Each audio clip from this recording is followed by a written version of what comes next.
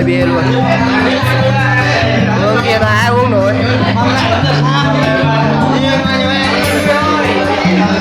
Mà có cái chăn bia luôn các bạn ạ.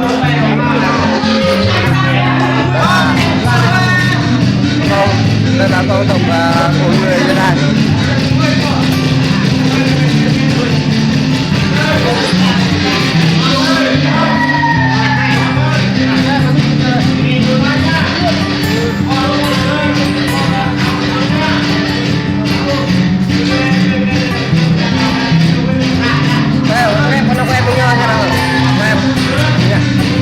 Phong tục qua cái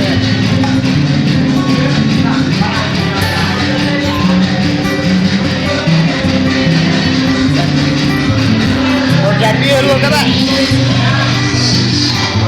Hello đi, chào anh em đi.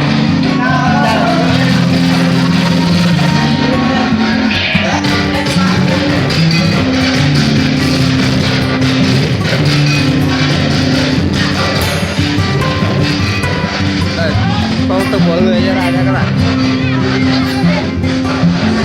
Đây luôn. Gạt. Con thứ ba.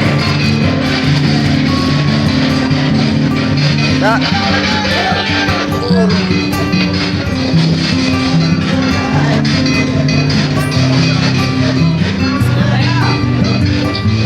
Đây các bạn.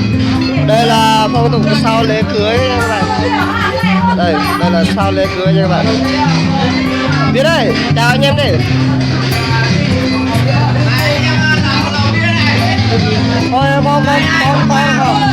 Thôi con luôn. Thật giả. Ô, ai cũng mê thật giả. Thật giả. Bia con bia đâu có cây đâu rồi. Bia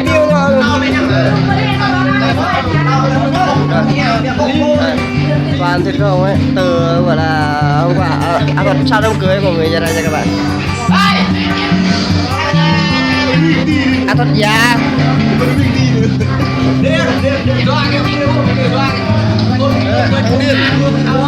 Thằng đi. Hôm qua là cả chưa có em cái này gì nhỉ? Chưa thông điên. Công an được điên rồi. Chưa thông điên. Điên rồi. Còn chưa.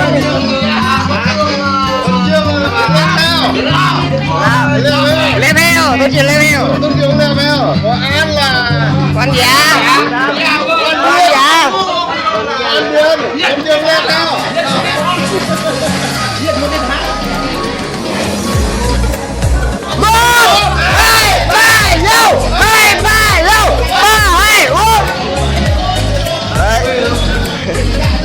Gọi là phong tục của người phong tục mới các bạn, là phong tục đấy, gọi là đây là mới phong tục mới của người ra này. Bây giờ mình uống bia đây các bạn uống xem đấy.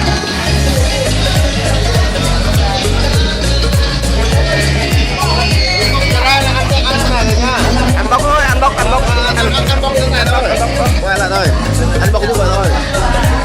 Ngon không? Quá ngon đúng không? Đấy, ăn không là người ra đây vậy ạ. Đúng rồi. Đúng rồi đó. Ăn bốc như vậy ăn ngon, ăn khô không ngon đâu. Không ăn đũa.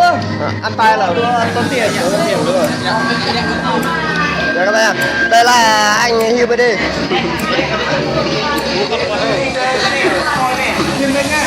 Ở đây cũng đầy bia nha các bạn. Đây cũng đầy bia luôn.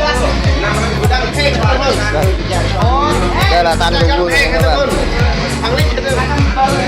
Lung tang lung.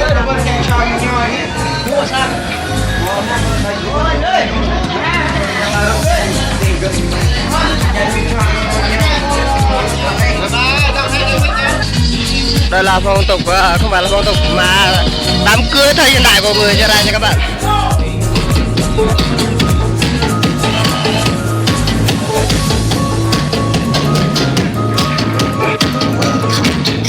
Sai ra đâu?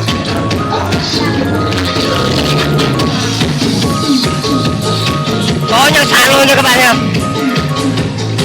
Đây là sau khi tàn cuộc cưới nha các bạn. Đây bia đây, sau tiệc cưới của người ra đây nha các bạn. Đây là anh Tâm Số. Bây giờ mình trở lại về vui ấy. Ê, vui chào mấy chị được lên YouTube rồi.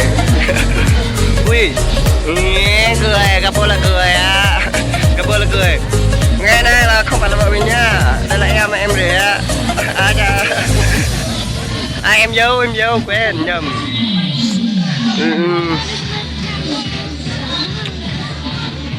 Đây sau tiệc cưới của người ra là đây ạ các bạn.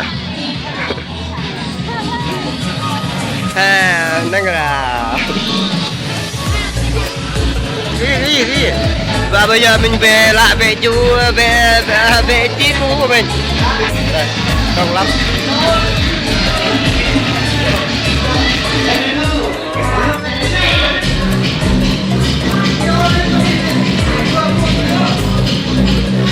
Bây giờ mình trở lại bên chiếc cũ của mình thôi. Đây, cho một nhé này. Đi qua luôn. Nè đi qua mà. Tiếng này như biết nào mà. Quy đây.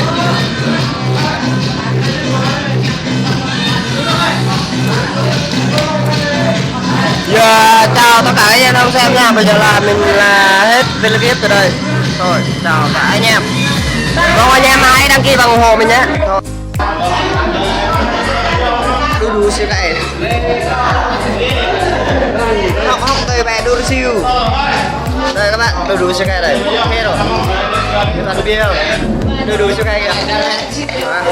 Cho rồi, biết cả cho. Quang mày. Đi vệ sinh này. Đây bia luôn nha các bạn. Ông le lưới như cho le lưới.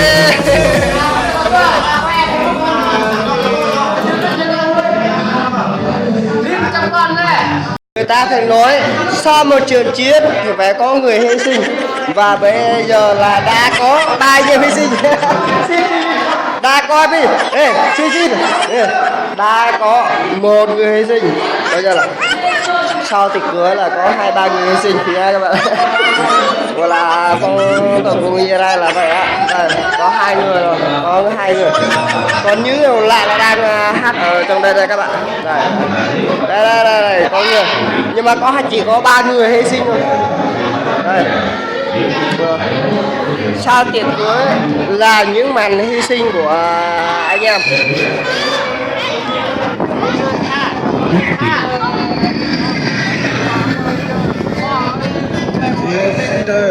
Đây là những người đang còn tỉnh táo nha các bạn.